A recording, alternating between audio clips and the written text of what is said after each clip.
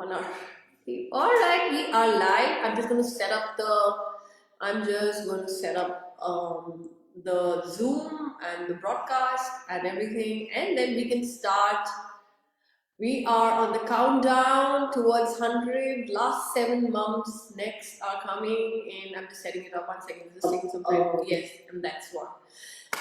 I'm so excited. I'm very excited for many things. A great moment just happened before this. Just what it means, this project to people with Sherist, she was here. And Sherist is very special. I'm excited. It's the 93rd mom. I did it. We did it. It's been a journey. We've seen it unfold. So many are joining in now. I'm getting bombarded by messages every single day of stories after stories, and it's becoming a big hub of mom stories. And I have plans, but we'll reveal that after the 100th mom. 100th mom on 3rd of February, 8 a.m. Indian Standard Time. I turn 40, and that day is the day I'm announcing the 100th mom.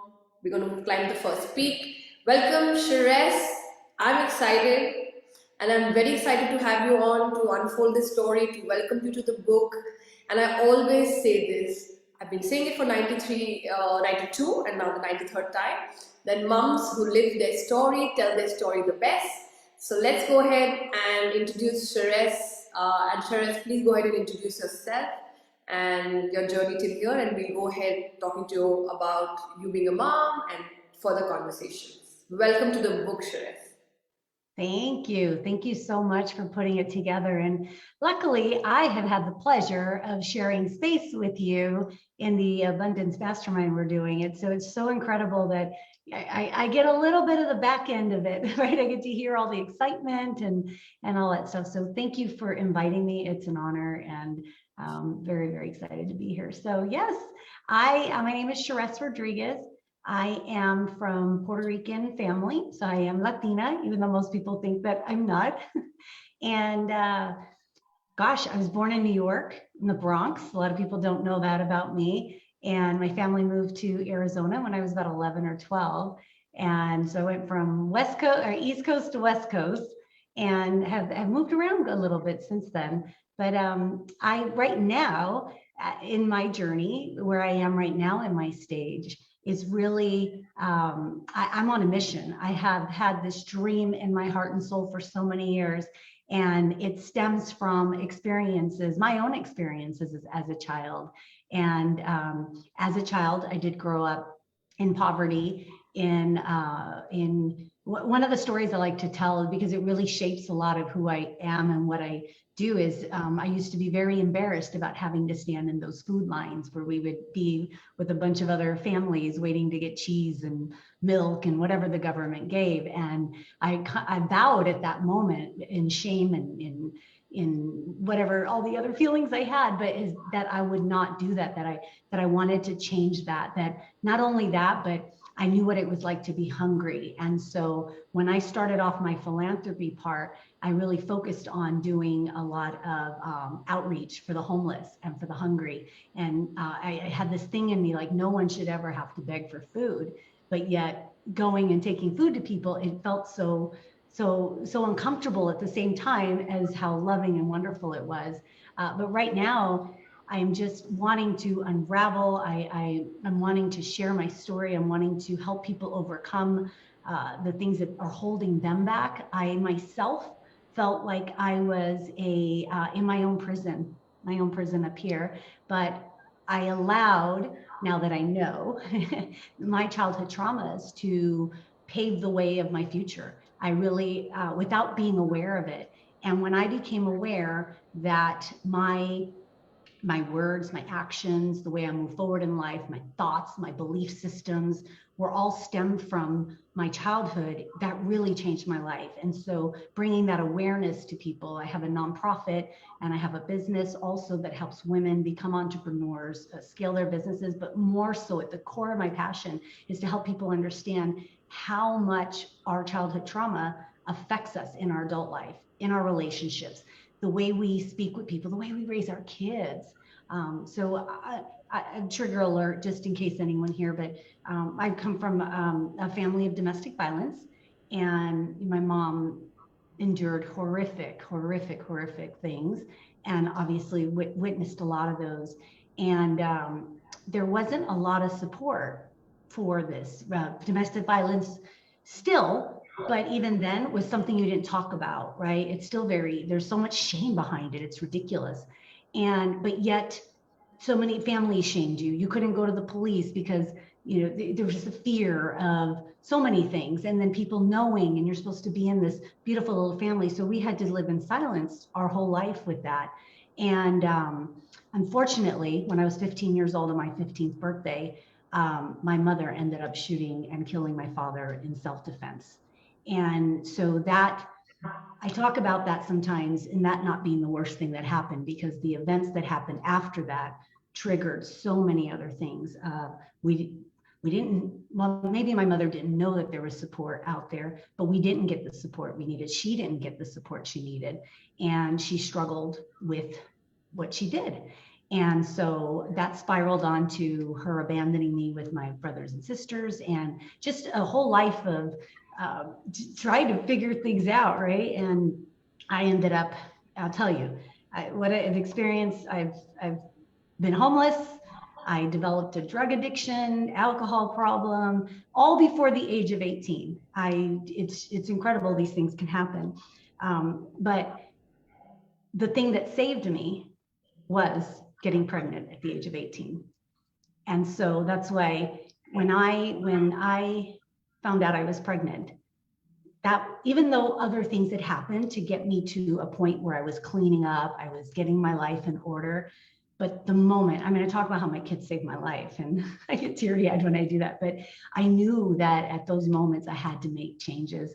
I had to start a journey of breaking some of these patterns, my own patterns, my own beliefs.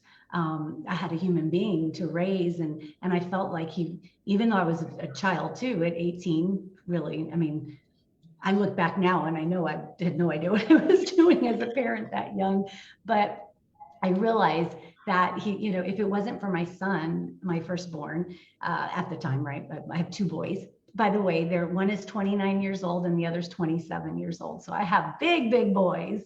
And but I realized I know the path I was going on, and I truly don't believe that I would be here today had I not got pregnant at that age. And so I'm so like they are my life. They're everything for me. Everything I do, and even now, the awareness I want to do in breaking these cycles of generational trauma. I myself, unaware and unknowing, caused trauma on my children, even though I did everything to not repeat the cycles, to not do this, not that. In the meantime, when you're working so hard to not be what your parents were, to not live a certain way, we are still causing trauma, unfortunately. So it's part of my mission to make sure that every woman has heard, every woman is seen, that no one is silenced. I just started speaking about my story last year. I'm 48 years old, and I barely told the secret that I held my whole life about how my father died and the domestic violence and all that. So now I do it and I share this story, because if it gets to somebody's ears, if it empowers someone to know that they can overcome anything, that we can, gosh, we're these incredible human beings, that we can change our belief systems, we can change the way we think, the way we our relationships. It's just incredible. So I'll leave it there because I could talk forever on this. I was one of that typing was that I was just telling Debbie to just go to the mums group and just tag this interview live, because you deserve all the support in the comments right now and all the love, Sherist. And what I was just telling Debbie, just put it right now, let people come in and join in to see this live, but I will make sure this is seen as a replay, because I don't have words for what you just said. And just so incredible. And for this book, when you say that your child saved you, it should be like heard very out loud, like Mm, what a child can do when yeah. it enters your life.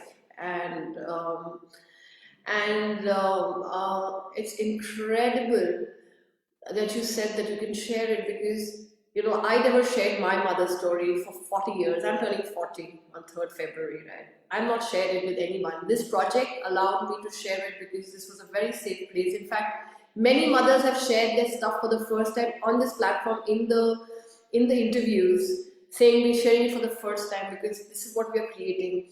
I always say that we judge mothers. We are constantly saying, not good mother, this is not okay, this is not fine. But sometimes they're carrying their childhood, they're carrying so much before they're stepping into this being a mom. And just like you, I got a permission from all the love that I received here, talking about my mother. And I talk about it because I want more and more mothers and more people to know that we can share our stories to inspire. And this book has 100 stories to inspire that mom who sits there and says she can't do it. So we have people, oh, Rena's, uh, Brenda, did you have your baby? She was on the way of having a baby anytime. So I don't know when the baby came or not. She's one of the moms in the book. Second one was on the way, and she's here to joining us. So amazing. We'll find out in the comments. Um, and now your mission, Sherist, is to give that support, to give that permission, to give that hand, to give that hug to so many women. How did you step into that? How was the journey stepping into wanting to be this and not? So I always say this to people: there's a bitter and a better road, and you took the better road, and you only take the better road. What inspires you to do that? So many things. Um, I think about the young me, the one that didn't feel heard, didn't feel seen, didn't know what to do, that was scared. I think about my journey, how hard it was. I think about how the silence plagued me in the shame and the guilt, but yet how so many of us have things that we've gone through, and that if if more women were able to speak, to come together in community, to feel safe, to feel supported, we would be able to, I mean, women would be doing so many bigger things, bigger, better things, but they wouldn't be suffering. And I feel like I've watched a lot of my family members suffer. I still see it. I still have family members that haven't gotten over this, that haven't been able to face that still can't talk about these things. Um, I, I, I think about all the children who are neglected and abandoned. I think about, I mean, all I have to do is think, and so many things come into my mind. And my journey didn't start off wanting to help women immediately. It actually, like I said, I started in doing things on Skid Row in Los Angeles for the homeless. I felt connected with them. And I also felt like they were a group of people that were so misunderstood, because I knew I was one drug time, one drink, one anytime away from being on those streets too. And I don't think people realize, like, it's not that they don't make that choice to be there. Sometimes life happens and it's so hard to deal with so much. And I feel like I, I've been able to overcome so much because I was supposed to. And so and that I'm supposed to use this to do something bigger with it. And part of my journey, I did go to the Philippines. I built an orphanage. We have 40, oh my gosh, now we're up to like 50 kids, 50 something kids now. And I started off thinking that I was supposed to be building orphanages around the world, saving kids who I felt I could feel them. I know how they felt, have been through horrific things. And when I was there, it turned into moms and women, because I was there when one mother was dropping off their three daughters, and she was hysterical. She was crying. And so me being me and ask a lot of questions, I was like, well, why are you leaving your daughters if you don't want, if you're like that? And I just remember her looking at me and saying, first of all, I can't feed my children. I don't have a means to feed them. There is no how. My boyfriend or whatever had been trigger alert to, had been molesting the children and abusing these beautiful little girls. And she felt like they were not safe, and that they would be safer with us. And so I watched her heart, like I watched her heart be ripped apart. And actually, that was the first moment that I realized that my mom didn't intentionally want to leave us. I feel and I believe that she felt we were better off at that moment because she was having a hard time.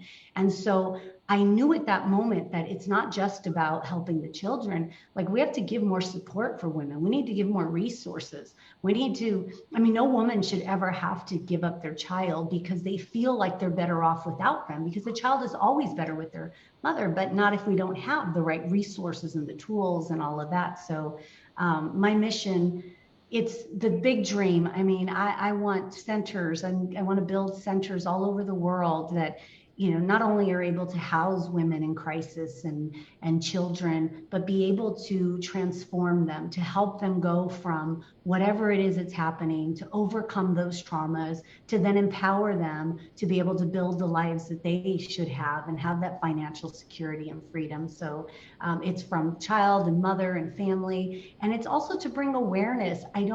We as people don't understand how our past can define our now, and even more so our future. And until we become aware of these things and really start to accept them and be okay with it, like, stuff happens and there's nothing we could do about the past. And so we need to help. I mean, we have to learn from them, heal from them, and move forward. And so I really just have this big dream to just impact millions of women and children around the world. And we're doing it little by little. We are doing it.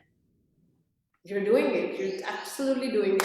And I see almost 8, 9 people viewing this, and I want everybody to please give your hearts to Sherist in the comments, because I keep hearing a lot of people watching it silently. They message me like, "We watch your interviews," but I always tell them to comment because it's also a great hug to the mom I'm interviewing. So everybody who's watching, I can see a lot of eyes on top on live watching this and living the story. And just like you just said that, when I spoke to you and you were speaking about children being part of your centers, today I know what you mean by that. And thank you for bringing me closer to that, Shreyas. And similarly, I mean, I feel that what you're saying about sometimes mothers have to leave. I always felt that because I had a big joint family of 13 and it was not safe for them to have a schizophrenic mom in the house, she was taken away, but actually she left on her own, is what my realization is, because I was safer, both the kids were safer in this house with very loving family than she being there, and she never bothered us or called us. She used to send me a birthday cards every year on my birthday, but we all were believing that they were the ones who decided to take her away. But actually, today I tell my dad she left on her own because she had the realization we were better off, and that's the realization that you had. That's the realization you're Right. getting from others. That mothers also do this, and it's a very hard thing to do. We are moms to do that, to walk away from your children. It's a very Right. difficult thing. Would you like water? Would you like some water? Would you Yeah, take? no, you're okay. All right. So Terry is here. Love you. Thanks, Terry. I'm seeing you after a long time for sending that heart. She definitely deserves a lot of. And there are more people, and I'm going to just keep telling all the people to keep dropping their hearts at least if you're watching, because I know all of you are watching because it's constantly increasing, and we must support and send these comments to the mom. So moving on from there, your journey as a mother. How was that journey? Share what you want to say about your journey as a mom. How does it bring what it brings to your life, because your children are so important to you. Oh yeah, my kids ended up, I mean, they are our lives in most of our cases. I ended up being a single mom. I repeated some of the same cycles. And so at a very, divorced my ex-husband when my children were a year, not, I mean, a newborn, and gosh, my son was 2 years old. And I embarked on that journey alone. There's so many beautiful things about it, but it was very difficult. Like being a single parent, completely alone, and not having a lot of support. It's hard, but it also creates a lot of resilience in you, and you really end up stepping up to the plate when you have to be both parents. And so, to raise my kids in sports, I figured the best thing I could do was to keep them active, because I come from a family of drugs and all this stuff, and we didn't go to school. It didn't matter if we went to school or not. And so I was like, no, my kids are going to school and they are going to be super active. That as a single mom, I don't want to ever have an excuse that I'm working too much and I'm not able to pay attention to my children, so that they are out doing other things. And so luckily, I became an entrepreneur when they were in grade school. And I thought that I was going to gain a lot of freedom. As an entrepreneur, you don't always get that freedom. But what I did have is the ability to move my schedule around so that I could be at all these baseball games and football games and basketball games, and then go work from 10 at night or 12 at night till 5 in the morning, get up and take them to school. But it's been the most incredible thing to see. I'm not even a high school graduate.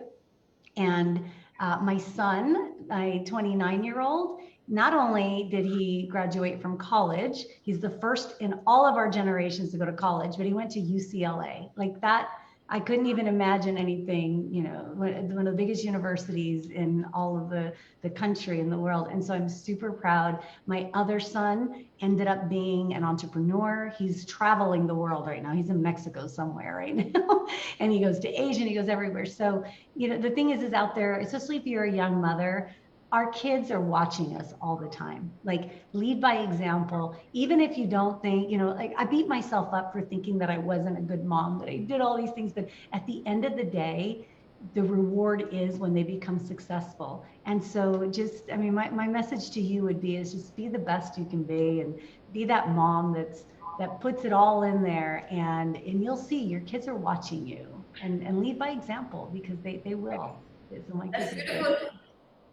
Anyway, Therese is here joining us. Therese, you have to see the replays. I think Malini's been watching it. I mean, you're getting more and more views. We sent the message across. And the reason I'm sending this for the first time sitting in an interview, Sherist, is because today is that proof, that seeing you here is that proof that when a mother aligns herself to the mother pulse, she needs no outer validation of how to raise her children. She does not need anybody to tell her that this is how you raise children, this is what you do, this is how you solve your problem. Not only you resolved so much from your childhood, you stepped into a motherhood, accepted it, and then raised two beautiful boys. It's a beautiful journey. I have a yeah. Okay, sorry, my son just woke up very late, and he's just coming to give me good morning. Yeah. Oh, Okay. oh, So look how precious. yeah. So you're absolutely an example of the mother pearls I've been talking about, Sherist, and I would like to amplify this story more and more from the book, because you also are so graceful in accepting whatever has happened and now leading women into it. Everybody must watch this interview all over again to see the journey and to see what a beautiful mission she has. And we are fully supporting your mission, Sherest. And now you have 100 more moms joining you to support your mission. And I don't think it's 100, because now I'm getting bombarded by messages after messages of I'm the mom, I'm just getting bombarded. I think this community is going to just explode the minute I finish 100, and you'll have many, many moms who will need your support, who will need to learn a lot from your experience, and you will have a lot of mothers supporting you as well. So, so have Therese. Yes, Therese, you have to watch this interview. Therese just entered. I will urge, because I know Therese's heart, and I think she will really connect to you when she hears as well. Debbie's been supporting us through and through. Jennifer is here. Okay, I have to say this to Jennifer, because yesterday, and I must let Debbie and our moms know, Jennifer, who's been supporting us in the group, I came to know yesterday, Sarah's mom, Sarah's mom. So I wanted to make a special mention to her for supporting her, because her daughter is one of the moms in the book, and she told me, by the way, she's my mom, and I'm like, wow, she's been supporting in the comments, and I want to honor her as a mom supporting other moms, and your daughter being one of the moms in the book. I'm sure you're looking forward to that book when it opens up with your daughter's story, who's so beautiful and unbelievable. I just love Sarah as well. So thank you. I wanted to make that special mention. I had told Sarah the minute I see her back in the comments, I will tell everybody you're Sarah's mom, and welcome to this comment, and thank you so much for always supporting us as a mom, as a viewer, and in comments. I really, really appreciate that. I know it's getting very late. We need to wrap up. This is beautiful. It's just that you're getting more and more people watching it. The watching are going up, so I just want them to really celebrate you, Sherist. I know it's a little late in the evening, but to just move forward from there, just to go to the self-portrait part, what all gets lost and then it's found through camera is what I've discovered, because I was a photographer and I saw it through the camera. What was discovered is what we are carrying is all that, like, I could see through my camera. You as a mom, have you ever felt that camera was not your, like, no way camera should be your friend, or you should not be in front of the pictures? Have you tried to avoid the camera? Oh, And yeah. what's your thought about that? Oh, I had very low self-esteem, believe it or not.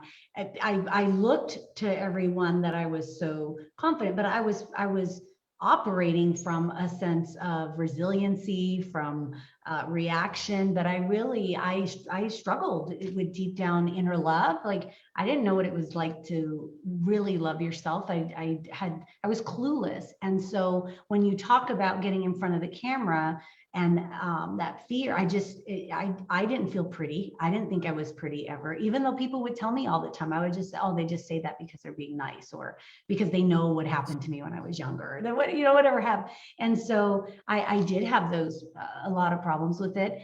But what I also realized is once I started to really do a lot of inner work on myself, that healing journey that I went on, which is another, I mean, I've done so much healing that it's just beautiful. But once that self-love started to come in, it doesn't bother me anymore. Like, a couple of years ago, I still wouldn't be getting in front of a camera speaking, because I'd be like, oh, what if I look funny? Or what if I look fat? Or what if, and so now it's, you got to flow with life, and you've got to take it no matter where you are, but you have to love yourself. And so that self-love and that self-discovery is now where it doesn't bother me. I'm not somebody that gets in front of cameras all the time, but definitely not afraid to at all. Like, I am who I am, take me Yeah, as I am, and that's all to it. yeah, and through the self-portrait movement, and you will have to do a self-portrait to step into this book, because that whole journey of telling your story, it's not about just putting your face in the picture. It's the story that you're going to take, the journey you're going to take through telling self-portrait and telling your story through pictures. That's going to be a journey as a gift to these 100 moms as well. But I just want everybody to know why self-portrait again and again, because it is not about taking your photos more frequently. It's about the person who's taking the photo and what she feels like when she faces the camera. It's about solving that person, because the minute you solve that person, no matter what's facing you, you just show up in your essence, you show up in your power, you show up so free. And I always say this, that I see a lot of people done a lot of inner work, and they drop their trauma, they drop their everything, but they still carry themselves. And when they come forward and show themselves in the world, the way they show up, they're still carrying what they're carrying about themselves, and that needs to be dropped. And this tool of self-portrait can really help you drop that straight away, with a little work, and you just suddenly feel very light. So I'm getting very excited because I just see the views increasing. So I just want viewers who are joining to get more of this. But they will see a replay, and it's late in the night for you, and you had a very long day. So we will end the interview by asking you, what is your dream, Sherist? What's your dream?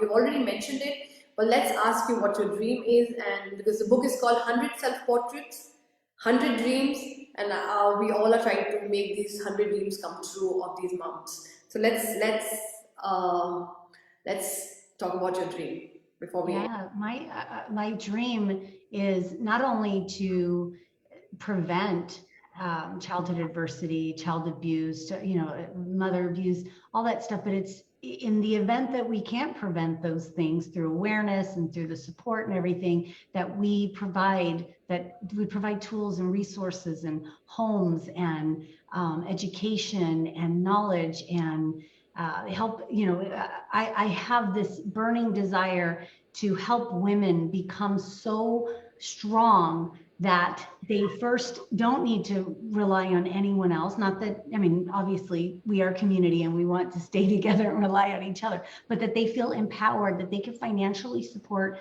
themselves, their children, that they feel emotionally, mentally healthy, not just physical health, and to break all this taboo about our past and to allow women to just break free from the things that are holding them back and the children. Like when we get to the kids early, we've seen it in the orphanage. We've seen how we can change the kids' lives by putting programs together that empower them to overcome these things. So again, I see these We Empower centers all over the world that have many ways between music, agriculture, education, entrepreneur programs, mental health programs, housing, almost like holistic healing plus shelter plus education awareness, all in a place where women feel safe, supported, and can really be empowered. I mean, once women are empowered, they contribute to the world. Like we can eradicate so many things by just uplifting women, especially mothers, because we're raising these children. And if we're not fully healthy, mentally healthy, then we're not giving our full best at that. So, yeah. Wow, and now we have people joining into comments that they've all been watching, I know. And Sherist, this dream is going to come true because it's you. But this dream is also going to be supported by these 100 moms. That's my promise. My whole vision is to integrate these 100 moms to become the first 100 moms to step in. That one, we are we. That's what your we empower is there. That you children in, and we are we. And we have coaches, we have moms who are child experts, behavioral scientists. We have all kinds of moms, comedians, scientists. We had an Air Force officer who was just few. We have Olympians, we have Paralympians, we have like all kinds of moms here. Moms who are LGBTQ activists. I don't know, there's a big range of mothers there who need your support, who will support you, who are shining, and it's a pleasure to have you even meet them and see them and talk to them. And welcome to this community, Sherez. You're gorgeous. You have, like, I already felt very connected with you with that mastermind that we're doing, but you've taken it to another level for me, and I will urge more people to watch this because you're true inspiration, and that's what that page of yours is now in the book. You're one of the pages in the book with 100 other moms, and my dream of bringing you here and giving you one tight hug is also going to come true. I will bring all the 100 moms here. It's happening as you keep correcting me. It's happening. It's going to happen. No, it's not going to happen. It's happening, and we're going to It's meet. happening. We're going to meet soon and celebrate these 100 moms and many moms and their stories through that day when I meet all of you. 93, going on to 94. Next 6 months, 3rd February. I turn 40. We celebrate the 100th mom, and the first week is done. The next week's going to start of creating the book, getting it all together, and then launching it. So thank you so much for watching this. Thank you so much for all the love that's getting showered. Thank you so much for supporting it. Thank you so much for everything. I am just, it's just unbelievable what's happening. So thank you, Sherez, for being vulnerable, telling your story, and inspiring all of us. I feel very inspired. I feel inspired by each mom, but every mom is just inspiring me, and my shoulders are becoming more and more, and I am ready to take the world ahead like any other mom who's watching. Thank you so much. So, thank you everybody, Frank. Thank you so much. Terry is there, Debbie's there, Jennifer is there. Everybody's there, but please drop in a lot of hearts for Sherez. She deserves this hug. And I don't say that a lot, but today I say it because I'm just on another level of planning or another right now with a lot of things, even the mastermind that happened today, and I was telling Debbie about it as well. But thank you so much, and we will see you on the other side with 100 moms in the group. Yeah, don't go off. I'm just going off live. Thank you, Okay. everyone. Thank you so much. Thank you so Thank much. you. Thank you.